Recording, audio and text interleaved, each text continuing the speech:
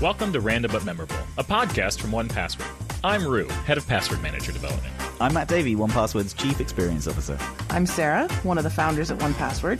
I'm Anna, the producer behind the show. And we're the hosts behind Random But Memorable.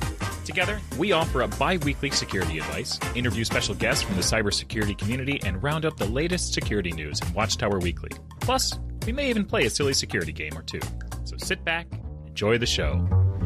All right, we got to get cozy. Oh, this is... Because we're sharing a microphone today. We are in the same room, and I already am uncomfortable. It's wonderful. It really is. Anna is going to have a great time blocking out the air conditioning. No one is going to stop us from interrupting each other, which I feel like we're comfortable enough, especially being this close, that we will constantly interrupt each other. It's wonderful. We're on the same audio track for Anna, one microphone. It'll be impossible to edit this. We're also missing a Sarah because we couldn't organize between ourselves to be in the same room in the same country. Correct. Even though Sarah is in this guy. Matt and I are here from different countries in Sarah's country, and Sarah couldn't be here because we didn't tell her we were doing this right now. Our bar is very low here.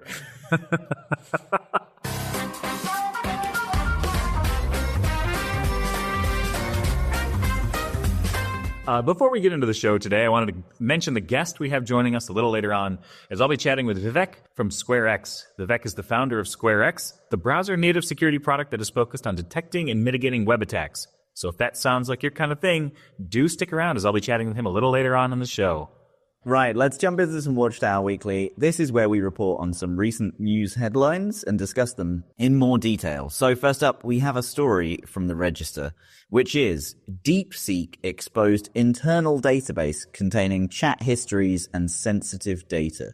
So this one is from the Register, and they joked, someone's in DeepSeek. I think that was a terrible pun. So, China-based AI company DeepSeek. Have you played with this thing? It's everywhere. No. I have also not played with it. I've been traveling, but I've heard it's pretty good. So, DeepSeek may have developed competitive, cost-efficient generative models, but its cybersecurity has recently come under fire. So, Wiz, a New York-based InfoSec house, says that shortly after the DeepSeek R1 model gained widespread attention, it's begun investigating the machine learning company's security posture. What Wiz found is that DeepSeek, which not only develops and distributes trained openly available models, but also provides online access to those neural networks in the cloud, did not secure the database infrastructure of those services. I mean, part of me thinks, because DeepSeek has become incredibly popular incredibly quickly, they do become a target for, like, a bit of PR. Yeah, 100%. So, that means that conversations with online DeepSeek chatbot and more data besides were accessible from the public internet with no password required. This database contains significant volume of chat history, back-end data, and sensitive information. I'd actually argue, as well, that if you are talking to a chatbot, it's probably not private anyway. Yeah, I would agree with that. Because you are talking to a chatbot. Regardless of like whether the chatbot is contained within some sort of instance, it's still a chatbot. It's still going to chat back at the same instance as other people talk to it as well. Yeah. So within minutes, we found a publicly accessible ClickHouse database linked to DeepSeek, completely open and unauthenticated, exposing sensitive data, the firm said.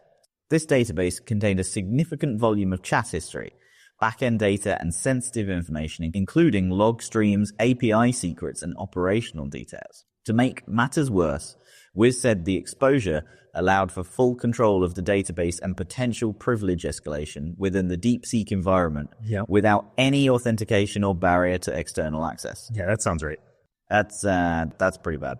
So, one of those data sets is said to have contained all sorts of sensitive data within the 1 million-plus log entries. Oh my god.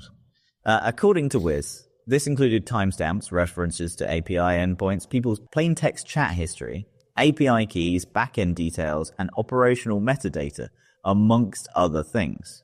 The researchers speculate, depending on DeepSeek's ClickHouse configuration, an attacker could have potentially retrieved plain text passwords, local files, and proprietary data simply with the appropriate SQL command.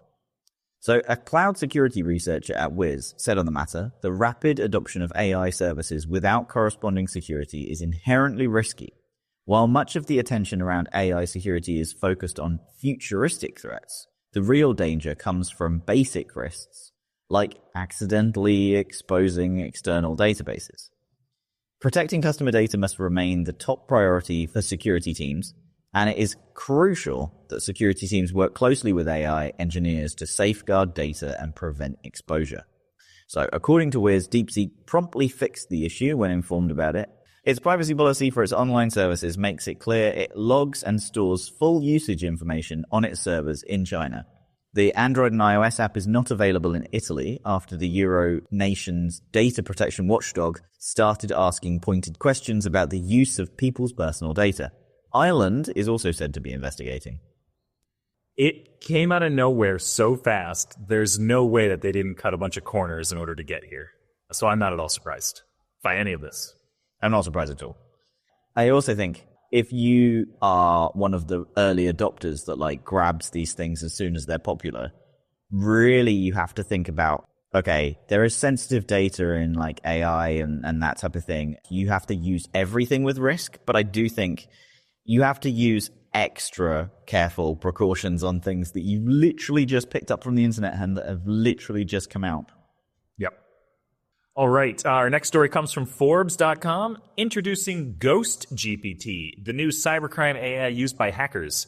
The security threat driven by advances in AI is hardly new news, but unfortunately it would appear that one AI-powered chatbot is marketed to and used by just such cybercriminals and hackers, according to a new report. Cybercriminals are using what's known as GhostGPT, a newly discovered and completely uncensored AI chatbot for malware creation, phishing scams, and more. Unlike traditional AI models that are constrained by guidelines to ensure safe and responsible interactions, uncensored AI chatbots operate without such guardrails, raising serious concerns about their potential misuse. Most recently, researchers at Abnormal Security uncovered GhostGPT, a new uncensored chatbot that further pushes the boundaries of ethical AI use. GhostGPT isn't like the kind of generative AI chatbots we are used to, the ones that have ethical guardrails in place to prevent misuse and abuse. These limits stop you from being able to ask them to create malware or compose targeted phishing scams for you. GhostGPT has no such guardrails. It is, Abnormal said, quote, a chatbot specifically designed to cater to cybercriminals. So while it is most likely based upon a jailbroken version of an open-source large language model, it throws a wrapper around that core and effectively removes any and all ethical safeguards. Quote, by eliminating the ethical and safety restrictions typically built into AI models, the Abnormal researchers warned, GhostGPT can provide direct, unfiltered answers to sensitive or harmful queries that would be blocked or flagged by traditional AI systems. The Abnormal report revealed that GhostGPT is readily available to cybercriminals using the Telegram messaging service, where it can be accessed as a Telegram bot once a fee is paid. The researcher explained, it lowers the barrier to entry for new cybercriminals, allowing them to buy access via Telegram without needing specialized skills or extensive training, which makes it simpler for less skilled attackers to engage in cybercrime.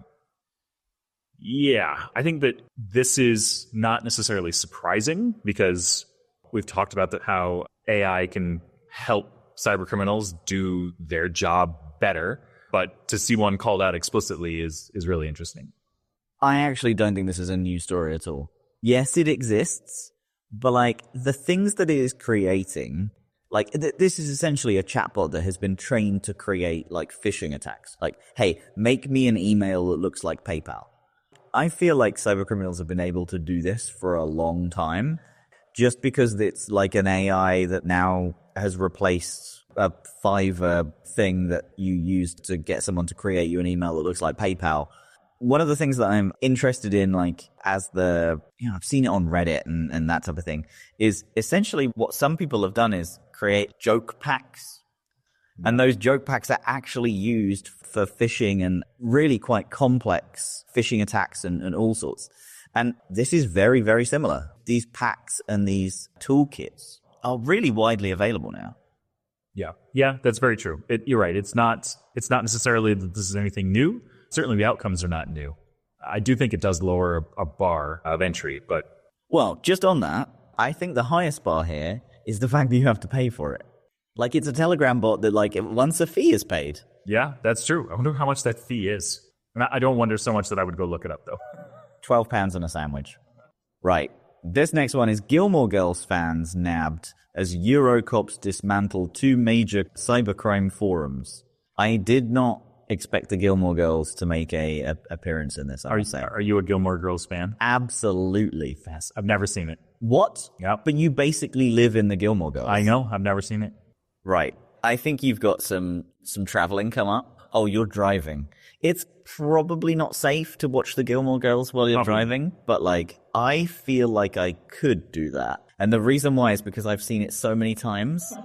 I don't need to look at it. I know what's going to happen. Okay, so law enforcement officers across Europe assembled again to collectively disrupt major facilitators of cybercrime, with at least one of those cuffed apparently a super fan of the TV series Gilmore Girls. So 2 crime forums, cracked and nulled, like a 3 out of 10 for originality on the naming there, Yeah. were pulled offline. Together, the platforms amassed more than 9 million users and were often budding e-miscreants' first foray into pursuing a life of cybercrime. What is the term? What are you, a kiddie hacker? Yeah. No, there's like a specific term. I don't know. Like a noob? No, like a inexperienced hacker. I'm going to Google it. Inexperienced. Like a neophyte? Script kiddie. You were right. There we go. So that was a rabbit hole. Okay, so similar to Breach Forums, which was briefly taken down by law enforcement last year, Cracked and Nulled offered users a platform to discuss all things devious and a marketplace to sell their tools and ill-gotten wares. The collective was taken down. The collective takedown action was led by... All right. We can't split between them. I'm not splitting. I'm just telling you what it says. The collective takedown action was led by German authorities in a campaign dubbed Operation Talent, and took place between January 28th and 30th. It led to 2 arrests following the search of 7 properties. Law enforcement seized 17 servers, 12 domains. That's weird, right? How do you search a property and then seize a domain? That's a weird one. Okay, yeah. So they seized 17 servers, 12 domains, 50 devices, and around $300,000 worth of cash and cryptocurrency. Given that Cracked and Null generated millions in revenue, the amount seized is just a fraction, but still a notable disruption to their operations.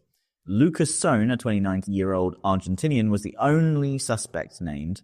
A video released by Europol showed him being arrested and his devices combed through. The video shows glimpses of their living quarters with 2 desks situated next to each other in a room decorated with various merchandise such as pop figures, anime art, and TV posters, including one depicting the fictional town of Stars Hollow, where the Gilmore Girls is set. I hope, due to the headline, that there was a bit more Gilmore Girls material. Yeah. I was imagining basically they'd recreated the set and just like 2 armchairs in the middle of it.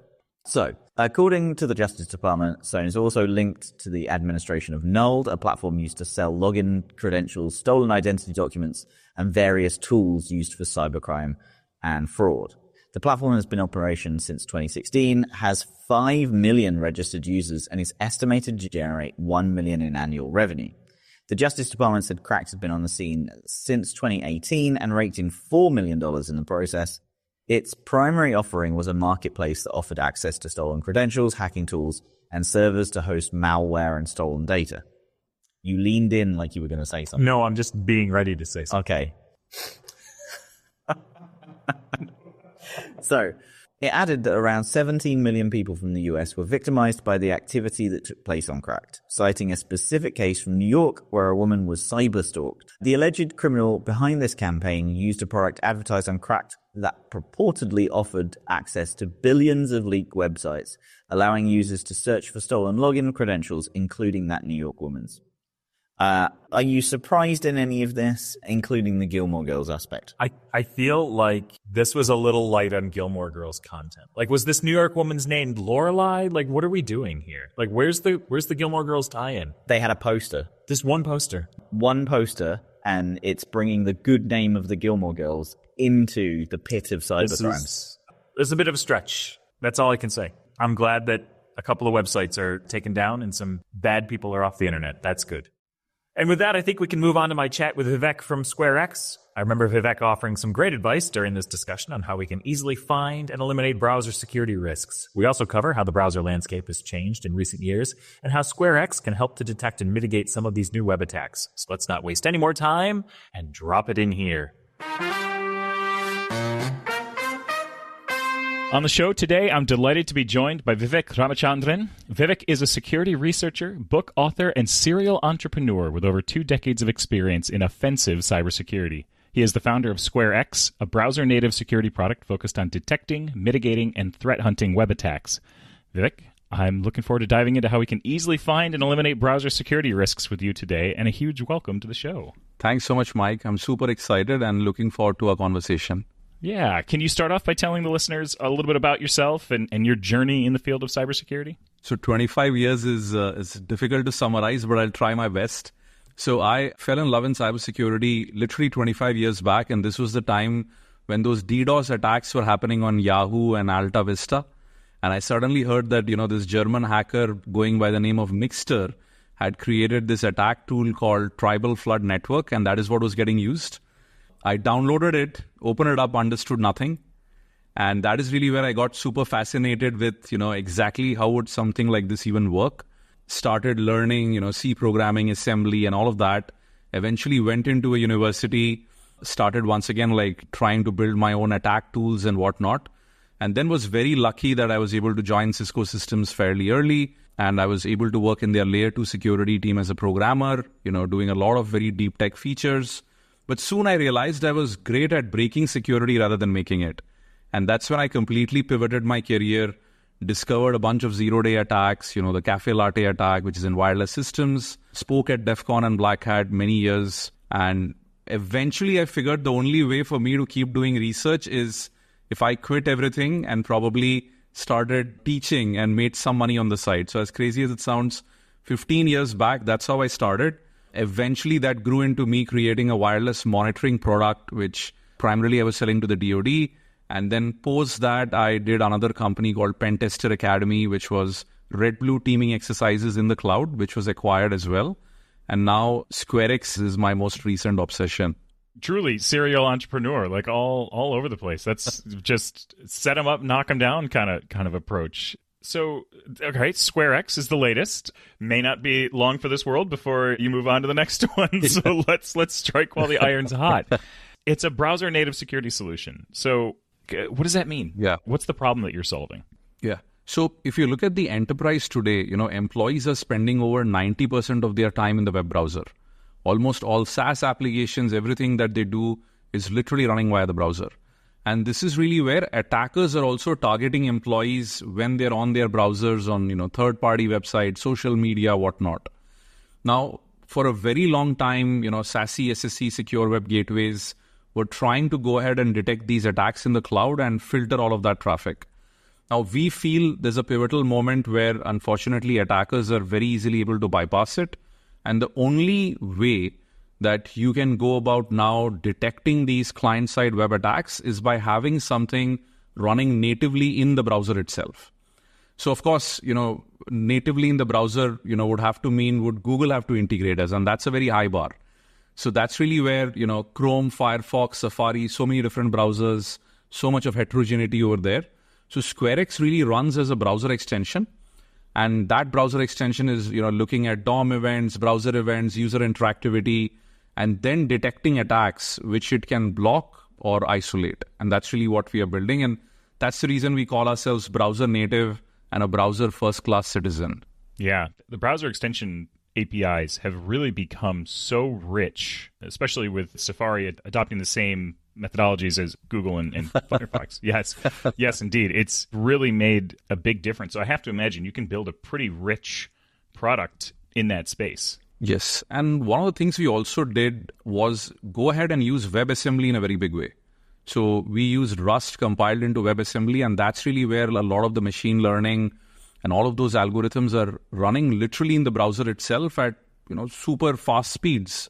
because WebAssembly was literally built for this purpose. Yeah, that's awesome. That's really cool to hear. We also use a lot of Rust and compile to WebAssembly as well. Okay, nice. Yes. Yeah. That's a separate conversation that you and I can have, I think. So you mentioned, we're in a landscape now where most people are spending time in the browser, certainly within the enterprise. What's the nature of the attacks these days that you've seen targeting the browsers? Yeah. So great question, right? So I'll kind of break it up. Traditionally, we've all been used to seeing attacks like spear phishing as an example. And I'm guessing, that is one of the attacks that, you guys would be like absolutely most concerned about, given it's still not a passwordless world yet, right? Like most people use passwords and that thing is still on. So what has happened recently is attackers are starting to use trusted domains to actually host these malicious websites. So now you can go to SharePoint.com, Office.com and literally create a malicious spear phishing website right there. And this will completely go and bypass anything which is using URL or domain analysis. And for a very long time, the whole industry just completely banged on domain reputation as a way to decide what to allow or disallow, at least in the enterprise. Now, if you start to compound it, this point in time, people are spending so much of time in cloud storage, identity attacks, SSO, SAML hijacking, browser in the browser, adversary in the middle. All of these new attacks are now starting to kind of like come, which completely have their life cycle in the browser itself. So previously, when you had a credential stealer, something would end up downloading, the malware would have to get installed, and now it starts to read Chrome's password file or whatever, and then tries to send all of that. But now you don't need to do that. Now you can actually go absolutely full attack cycle in the browser. I'll give you a fantastic example of attacks which are happening right now. Anytime that ChatGPT comes up with a newer version, attackers start to put up on social media saying, if you install this extension, you'll have access to the latest premium version. People just go install extensions, I mean, you and I know extensions have superpowers, but most people don't. And that's an easy way for data exfil at this point in time. So all of these attacks is really what SquareX is looking at and solving in the browser. How does SquareX do this? Like, what's the mechanisms that you're using to be able to detect and prevent these? That's a great question. So when we started looking at this problem, there was so much of data in the browser, right? Browsers have rich data. DOM is changing probably thousands of times a second. There are browser events and whatnot. So, what we did was basically build out first some way by which we could make sense of all of these events. So we ended up creating a bunch of mutation observer layers, which really is looking at DOM changes, but only those which have relevance from a security perspective. Then we look at browser events, only bubbling up those which have security significance. We look at network requests, but only those where we are looking at SSO, SAML-based interactions, file downloads, and things like that. So we have an entire event layer, which is looking at all of these crazy number of interactions, but then just bubbling up important features and metrics that are interesting to us. And then those end up going into algorithms which are running natively in the browser itself. And that is really where we kind of like begin and look at attack detection. So I'll give you one simple example. Let's say somebody is downloading an Office document which contains a malicious macro. Now, at this point in time, you're at the mercy of your endpoint security once you download it, because browsers typically, unless it's a very known threat, something which is already fingerprinted, Chrome isn't going to block it anyway.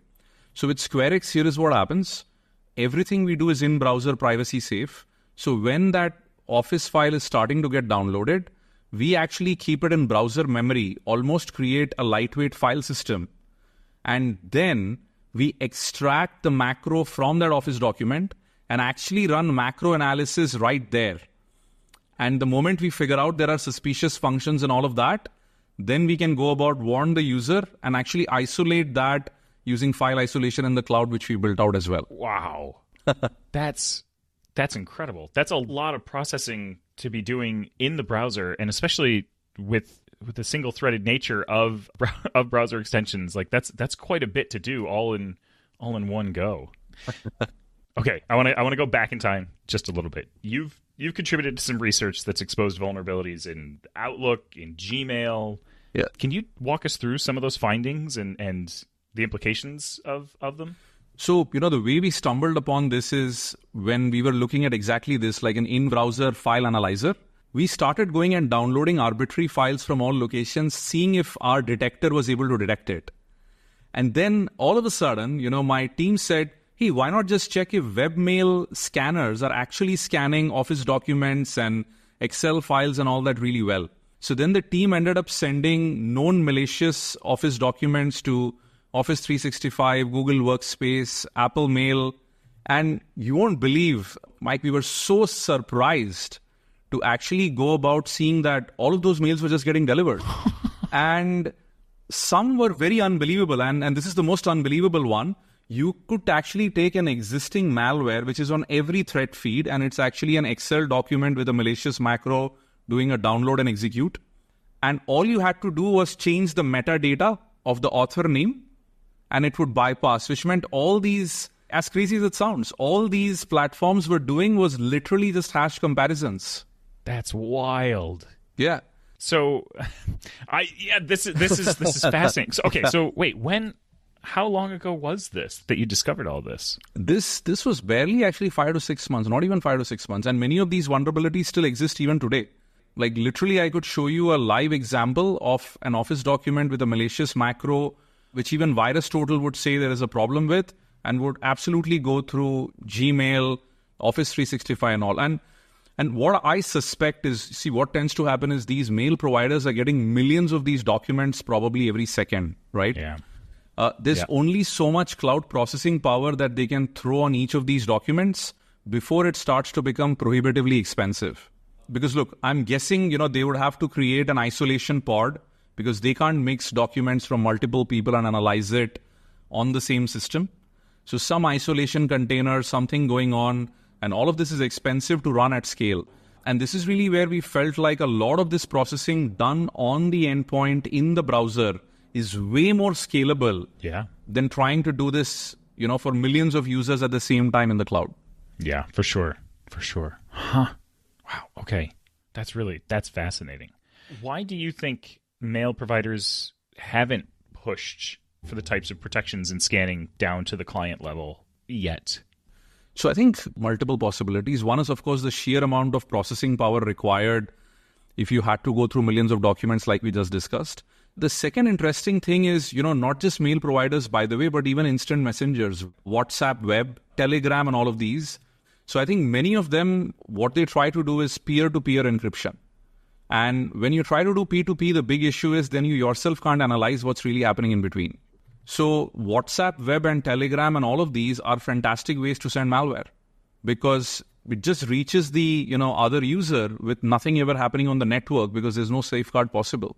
So that is really where we've started to sense that as we are moving more towards this P2B encryption world, anything sitting on the network trying to monitor, trying to intercept is going to become more and more difficult. And that's really where things have to be, where the data is finally delivered, which is in the browser. Yeah. Wow. Okay.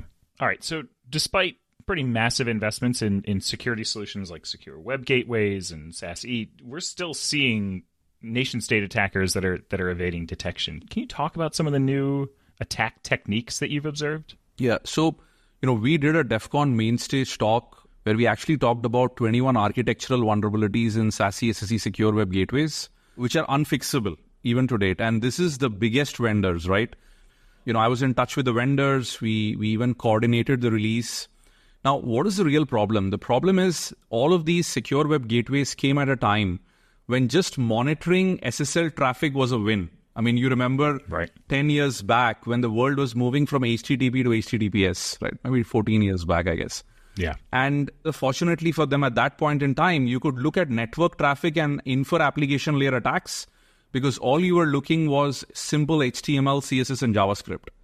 Now, today's web apps are massively complex. Everything is a thin client, API-driven, with client-side views changing multiple times in a second. So this is really where, looking at network traffic to uncover application attacks, unfortunately, is no longer possible. Secure web gateways lack context of user interactivity. I'll give you a simplest example. Let's say a malicious website monitors a clipboard, copies the data, and maybe that was credit card information, and sends that data. A secure web gateway doesn't know if this is a form submission, is this clipboard data, is this just session data or just gibberish?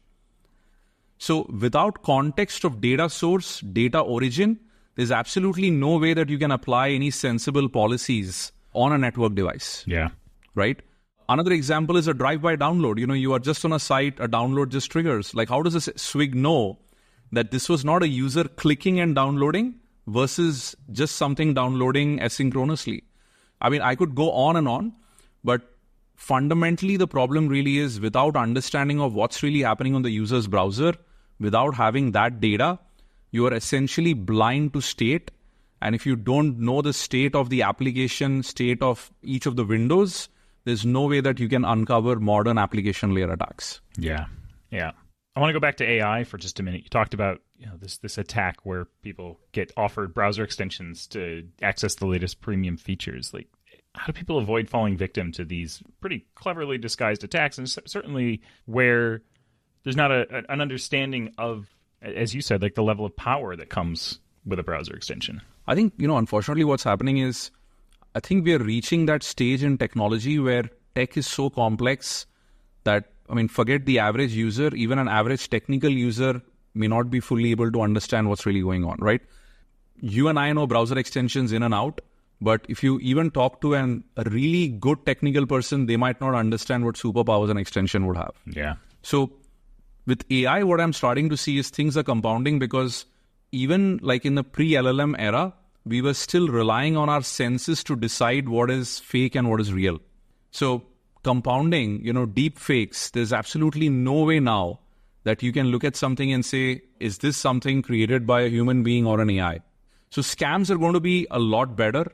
One of the interesting things we had even done, with AI is we used code LLMs to write all the exploits which I put out there for the Secure Web Gateway one.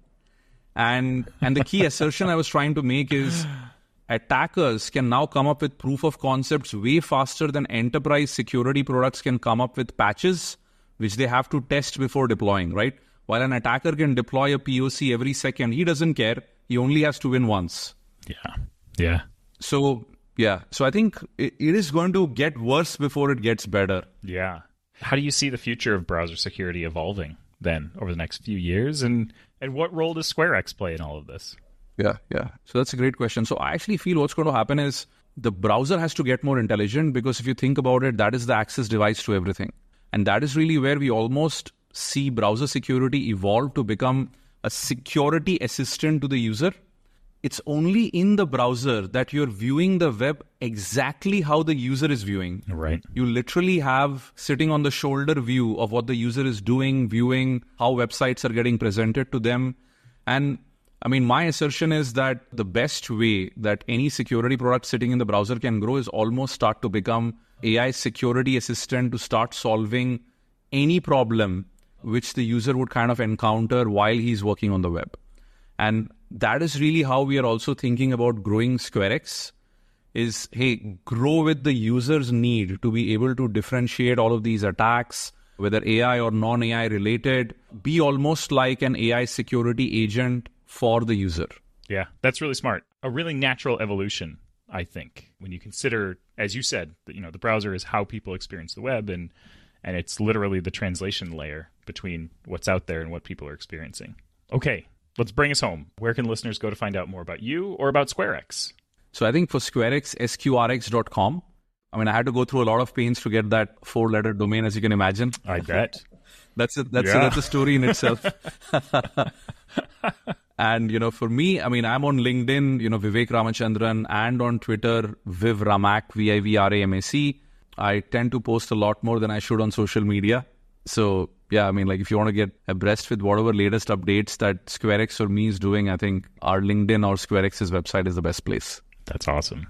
Vivek, thank you so much for joining us today. Yeah, thanks so much for taking the time, and really excited to see how your listeners respond to this show. Yeah, likewise. Okay, so let's jump into Ask One Password, our advice segment where you can ask Roo anything. Today's email comes from Naveen, who says, "Hey Roo, get ready because I'm about to drop my question in here." Yeah, you are, Naveen. Woo! I want to share important information with insurance and accounting, but I don't want them to be added to my 1Password Families account since I've already used my 5 family accounts. How can I share these secure documents without creating a new guest user? Bonus question. Do you have any other 1Password tips to help make it through the dreaded tax season? Thanks for all you do, Naveen. Yeah, this is a great question, Naveen. So you already hit on one of the answers, which is to add these people as guests to your account. And guest users are different than normal users. They only have certain types of access. And so you could invite a guest and give them access to a single vault where you put the documents that you need. The other thing that you can do if you have documents that are you're just moving documents from you to them, so you're just sending a document, is you can use 1Password secure sharing tool. So within the apps, you can find the item where you have this document stored. You can hit the share button, and it will upload the document to our website in a secure manner, and you can give access to these people via their email address. You can set time limits on it. You can make sure that only they have access to it. And so it does give you a way to securely send things. It's really wonderful. I highly recommend that. But either look into adding them as a guest or use our secure sharing. As far as other tips for tax season, no, I don't have any. I think that's probably it. Sorry. I mean, I feel like plugging you as an agony aunt now, giving the email out for questions after you haven't been able to answer that question. I did answer it. I mean, I just didn't have anything to follow on. All right. So if you have any questions for us to half answer on this podcast, you can send them to podcast@1password.com. You can include your name or you can remain anonymous. Okay. It's time for our new game, Alternative Security Questions. Traditional security questions like where were you born and what was the make and model of your first car are quite boring and not to mention very easily crackable. So here we get to suggest some alternative security questions with less predictable answers.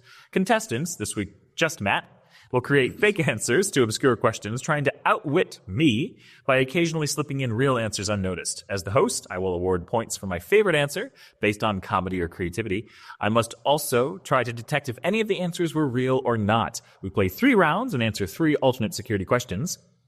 Plus, last episode, we launched a giveaway, asking you to write in with your own alternative security questions. So we've picked 3 of our favorites, who will each win 1 free year of 1Password families. 1 whole year?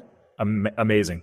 Ridiculous. We're being far too generous. It's Alternative Security Questions, the game show that answers the questions that no one asked for.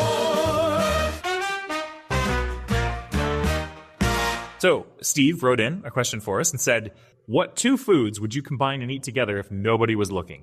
Oh, okay. This is the security question. What 2 foods would you combine and eat together if nobody was looking? I think satay sauce and pineapple.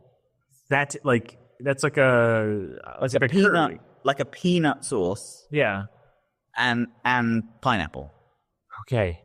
I could see you doing that. Okay. Do I give you points? The points don't matter, and the answers are made up. Oh, okay, great. I think you hold on till the end, and then you judge which is the real answer. All right, great.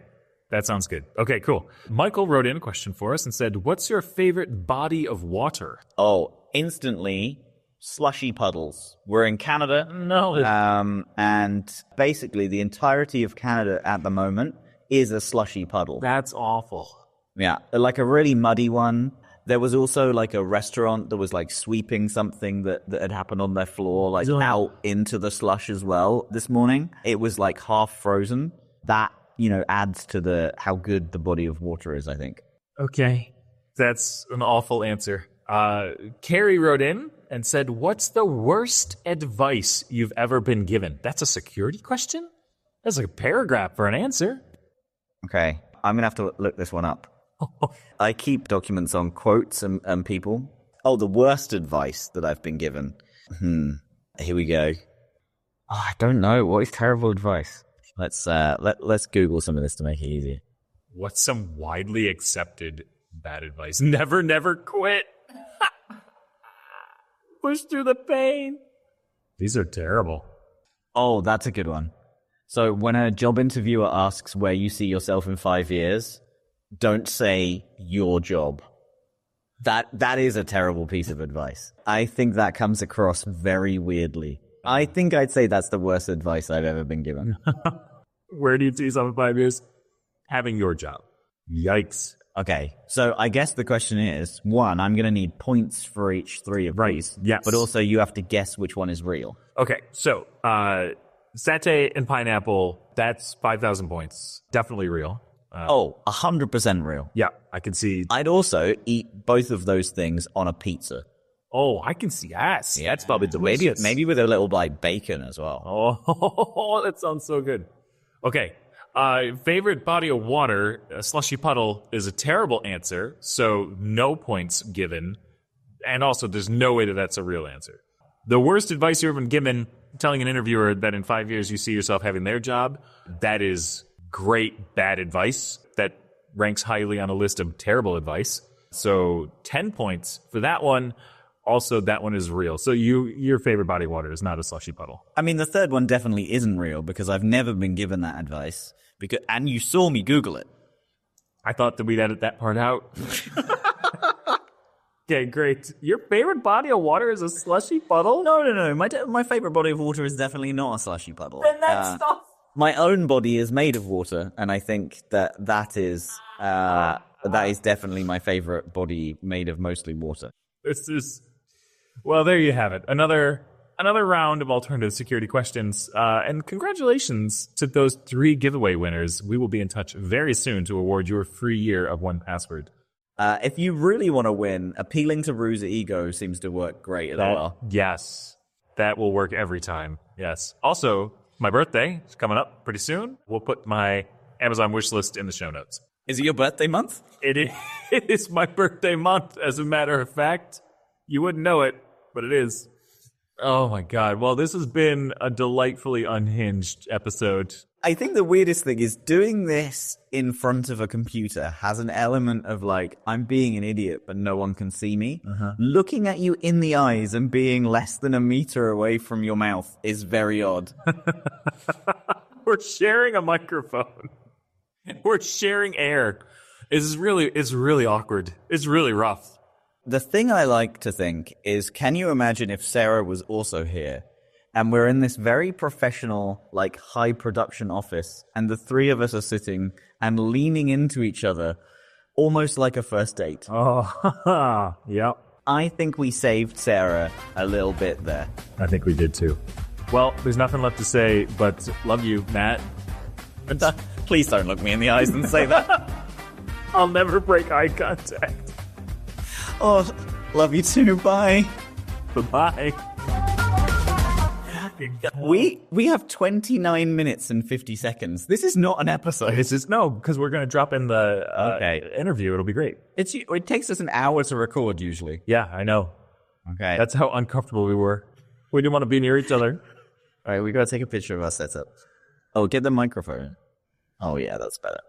Lean in. Oh, I like the fact that we left the recording on so Anna can hear us taking the photos. Yeah. All right, bye, Anna. Thank you so much for tuning in this week. If you're enjoying the show, we'd love it if you could subscribe to the podcast on Apple Podcasts, Spotify, or wherever you listen to your podcasts. You can also leave us a rating or review. It's one of the best ways to support the Random but Memorable podcast, and we always enjoy reading your feedback. We're also a community-led podcast, so if you have any questions for us to answer in Ask 1Password, topics, requests, or even guests that you'd like to hear from, please send us a message to podcast@onepassword.com. We read all of your comments and look forward to hearing from you. We hope you join us next episode for plenty more random moments in the world of cybersecurity.